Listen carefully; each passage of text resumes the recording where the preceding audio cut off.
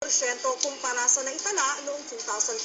Sa datos naman ng DSWD, sa nakalipas na isang dekada, hindi bababa sa 5,000 ang mga babaeng naaabuso sa Pilipinas taon-taon. Sa Bamban Tarlac, isang babae ang kinahasa at pinatay sa kanyang mismong bahay. Ang mga suspect languraw sa droga. Makibalita tayo kay Peha Lagaw ng GMA Dagupan. Ginahasa muna bago pinaslang.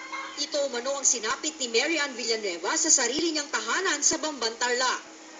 Nagawa pa umano nitong tumakbo 3 hakbang mula sa kanyang bahay nang abutan ng mga sospek. Pinagpupukpok daw ang ulo ng biktima gamit ang bato at chisel. Nagtamo rin ng di mabilang nasaksak sa dibdib at braso ang 23 taong gulang na biktima. Maaring napagtripan nila habang sila ay nasa influence ng drugs, ng shabu. Magkalapit sila ng bahay.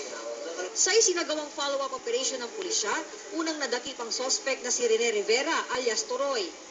Na-recover sa kanyang isang duguang t-shirt. Sa niya po ako tinutukan sa karning maton. Tagalog babae kahit hindi ko kagustuhan. Nagawa pero hindi ko pagsalog din ginawa ko. Naaresto rin ang isa pang suspect na si Henry Dunca alias Maton matapos ituro si Rivera.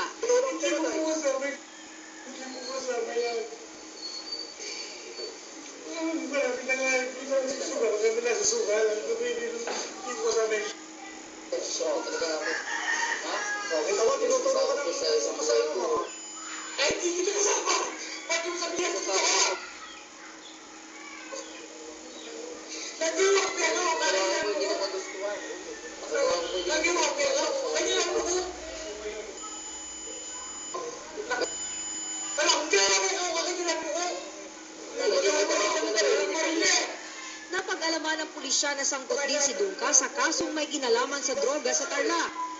Posible raw na nasa impluensya ng bawal na gamot ang mga sospek ng isagawa ang krimen. Nakumpiska sa kanilang ilang drug paraphernalia. Talagang wala po silang kaluluwa. Talagang sabi ko, bakit ginawa naman nila sa anak ko yung ganun? Wala naman silang awa. May anak din sila.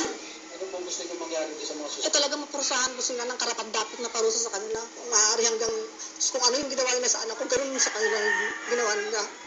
Inihanda na ng pulisya ang reklamong isasampa sa mga sospek. Peha Lagaw, Nagbabalita, Pilipinas.